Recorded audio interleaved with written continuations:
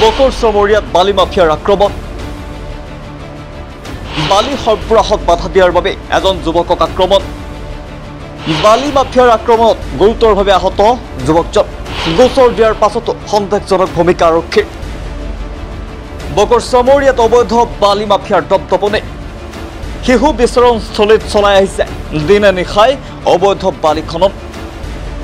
কিছুদিনৰ পূৰ্বে এক কলসী নৈত বালি খননৰ ফলত দুটাকৈ শিশু মৃত্যু হৈছিল বন বিভাগৰ নিৰ্দেশনাক কেৰেপ নকৰে এই বালি মাফিয়াসকলে বালি মাফিয়াৰ আক্ৰমণত এজন যুৱক গুৰুতৰভাৱে আহত হয় আহত যুৱকজনৰ নাম ৰাহতুল মজুমদাৰ বালি সৰবৰাহত বাধা প্ৰদান কৰা নিশাৰ সুযোগ লৈ আক্ৰমণ কৰে বালি মাফিয়াই চমৰীয়া আৰক্ষী পহৰা চকীত এজাহাৰ দাখিল কৰে যদিও ভুক্তভোগীৰ এজাহাৰ লোৱাৰ বিপৰীতে আৰক্ষীয়ে নিজাকৈ এজাহাৰ লিখি ৰাহুল মজুমদাৰৰ চহী লোৱাৰ অভিযোগ মূৰত 9টাকৈ চিলাই লৈ নিজৰ জীৱন সংকটত ভুগি আহিছে ৰাতুল মজুমদাৰে ঘটনাটো মানে এইটো আমাৰ যিটো পুথিমাৰী বালা মহলটো এইটো ছাৰ আহি আমাৰ ডিএফ ছাৰ আহি মাইকিং কৰি বন্ধ কৰিবলৈ আৰু পাব্লিকক সজাগতা হ'বলৈ কৈ যায় সেইটো কাৰণে আমাৰ সচেতন আমাৰ ল'ৰা ছোৱালীবিলাকে কিছু গাড়ীখনক ৰাখি সোধপোছ কৰাত সিহঁতে এই পিছফালৰ পৰা আহি ডাইৰেক্ট মোক মাৰ্ডাৰৰ এটাক কৰে আমাৰ একো গাড়ীখনক আমি সোধপোছ কৰিছোঁ আমাৰ ৰাস্তাখন বেয়া আমাৰ গাঁৱলীয়া ৰাস্তা আমি সেই 10 চকা চলাৰ আমাৰ পাৰ্মিশ্যন নাথাকে কাৰণে সিহঁতক আমি আহি পেলাই সুধিছিলোঁ কিহৰ কাৰণে সোমাইছিলে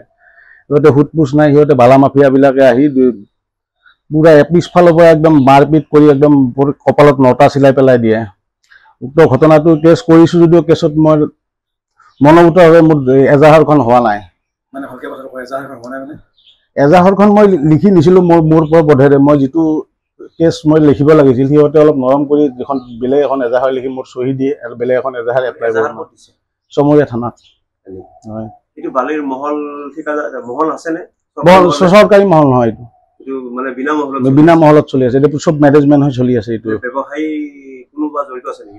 ব্যৱসায়ী মই মোক যিজনে মাৰিছে দুইজন নাম এজনৰ নাম মৃদুল কলিতা এজনৰ নাম দেৱজিৎ চৰকাৰ হ'ল পুতিমাৰী নিবাসী আৰু মৃদুল কলিতা হ'ল চমৰীয়া নিবাসী ঘটনাটো সংঘটিত হ'ল কেনেকৈ মানে ৰাতি হৈছে ৰাতি 10:30 আৰু 11টা বজাৰ ভিতৰত ৰাতি গাড়ী ডাম্পাৰ 15-20খনমান আহিছিলে আমি 3-4খনমান খালী ডাম্পাৰ ওলটাই পঠাইছিলোঁ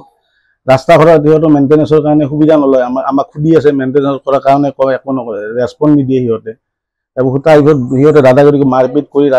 দম দি দাদাগিৰি কৰি সিহঁতৰ বিজনেছটো সিহঁতে ফলভূত কৰি আছে আৰু চব মিলি পেলাই চলি আছে সিহঁতে বন বিভাগে মাইকিং কৰাৰ পিছতো হয় বন বিভাগে মাইকিং কৰাৰ পিছতো এইটো মানে ৰাতি মনে হয় মনে ৰাতি বন বিভাগ বকো মানে নগৰ পৰাও পৰে তাৰমানে কেতিয়াবা বামনিগাঁও আহিটো ক'ব নোৱাৰো কিন্তু নগৰ পৰা মেইন বন বিভাগৰ লগত পুৰা মিলি আছে সিহঁতে দেৱজিৎ চৰকাৰৰ কিবা ৰিলেটিভৰ হয় নগৰ পৰা ডিএফটো আপোনাৰ কিমান দিন হ'ল ঘটনাটো পৰহিদিনা ৰাতিৰ ঘটনা থানাই একো ব্যৱস্থা এতিয়ালৈকে লোৱা নাই সিহঁতে কে চিষ্টেমত কেনেকৈ ভাবি আছে মোক একো ৰিপ্লাই অহা নাই এজাহাৰত আপোনাৰ অপৰাধীৰ নাম লিখা আছিল অপৰাধীৰ নাম লিখা আছে এজাহাৰত ফুল অপৰাধীৰ নাম লিখা আছে মোক কেনেকৈ ব্যৱহাৰ কৰিছে কেনেকৈ মাৰিছে চব লিখিছোঁ ইপিনে চমৰীয়া আৰক্ষীয়ে বৰ্তমানলৈকে কোনো অভিযুক্তক আটক কৰা নাই চমৰীয়া শালমৰা মৰা কলসী নৈত দিনে নিশাই অবৈধভাৱে বালি খনন চলি আহিছে উচ্চ ন্যায়ালয়ৰ নিৰ্দেশ মৰ্মে শিশুৰ বিচৰণস্থলী হৈছে এই মৰা কলসী নৈ এই নৈতে বন বিভাগৰ লোকৰ চকুত ধূলি দি এছাম লোকে চলাই আহিছে বালিৰ অবৈধ ব্যৱসায় কিছুদিনৰ পূৰ্বে বিভাগে মাইক যোগে বালি খনন বন্ধৰ লগতে স্থানীয় ৰাইজক সজাগ হোৱাৰ বাবে আহ্বান কৰিছিল তাৰ পৰিপ্ৰেক্ষিতত ৰাতুল মজুমদাৰে নিশা গোপনে বালি সৰবৰাহ কৰা কাৰ্যক বাধা প্ৰদান কৰাত বালি মাফিয়াই আক্ৰমণ কৰে ৰিপোৰ্ট সচ্চ ৰিয়েলিটি